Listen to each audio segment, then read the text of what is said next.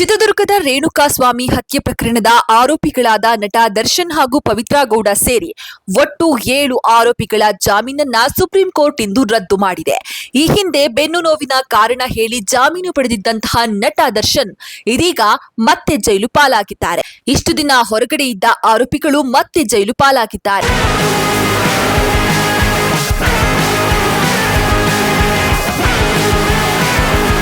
ಪವಿತ್ರಾ ಗೌಡ ಅವರು ತಾವು ಅರೆಸ್ಟ್ ಆಗುವ ಮೊದಲು ತಮ್ಮ ಇನ್ಸ್ಟಾದಲ್ಲಿ ಸ್ಟೋರಿಯೊಂದನ್ನ ಹಾಕಿದ್ದಾರೆ.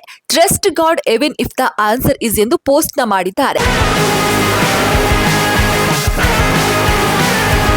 ಅತ್ತ ನಟಿ ರಮ್ಯಾ ಕೂಡ ಈ ಜಡ್ಜ್ಮೆಂಟ್ ಪೆನ್ನಲ್ಲೇ ಸ್ಟೋರಿಯನ್ನ ಇನ್ಸ್ಟಾದಲ್ಲಿ ಹಾಕಿದ್ದಾರೆ.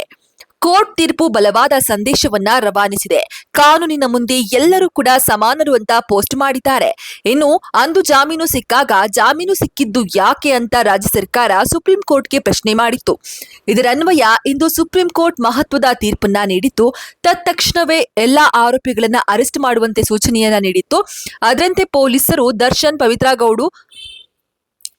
ಪೊಲೀಸರು ದರ್ಶನ್ ಪವಿತ್ರಾ ಗೌಡ ಸೇರಿ ಇನ್ನುಳಿದ ಆರೋಪಿಗಳನ್ನ ಅರೆಸ್ಟ್ ಮಾಡಿದ್ದಾರೆ. ಇನ್ನು ಕಾನೂನಿನ ಮುಂದೆ ಯಾರು ಚಿಕ್ಕವರಲ್ಲ, ಯಾರು ದೊಡ್ಡವರಲ್ಲ, ಇಲ್ಲಿ ಎಲ್ಲರೂ ಸಮಾನರೇ.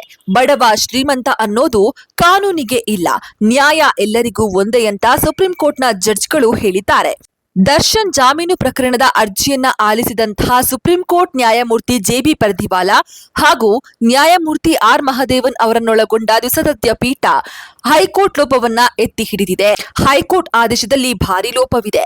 ಕೆಲ ತಾಂತ್ರಿಕ ಕಾರಣಗಳ ಆಧಾರದ ಮೇಲೆ ಹೈಕೋರ್ಟ್ ಜಾಮೀನನ್ನ ನೀಡಿದೆ. ಆದ್ರೆ ಜಾಮೀನು ಮಂಜೂರು ಮತ್ತು ರದ್ದತಿ 2 ಅಂಶವನ್ನ ಪರಿಗಣಿಸಿದ್ದೇವೆ. ಆರೋಪಿ ಎಷ್ಟೇ ದೊಡ್ಡವರಾಗಿದ್ರೂ ಅವರು ಕಾನೂನಿಗಿಂತ ದೊಡ್ಡವರಲ್ಲ. ಕಾನೂನಿನ ಮುಂದೆ ಎಲ್ಲರೂ ಕೂಡ ಸಮಾನರು. ಕಾನೂನು ಎಲ್ಲರಿಗೂ ಕೂಡ ಒಂದೇ. ಹಾಗಾಗಿ ತಪ್ಪಿತಸ್ಥರಿಗೆ ಶಿಕ್ಷೆಯಾಗಬೇಕು ಅಂತ ನ್ಯಾಯಾಧೀಶರು ಅಭಿಪ್ರಾಯಪಟ್ಟರು. ಇನ್ನು ಇದರ ಜೊತೆಗೆ ದರ್ಶನ್ಗೆ ರಾಜಾತಿಥ್ಯ ನೀಡಿದ ಬಗ್ಗೆ ಕೂಡ ಜಡ್ಜ್ಗಳು ಗುಡುಗಿದ್ರು.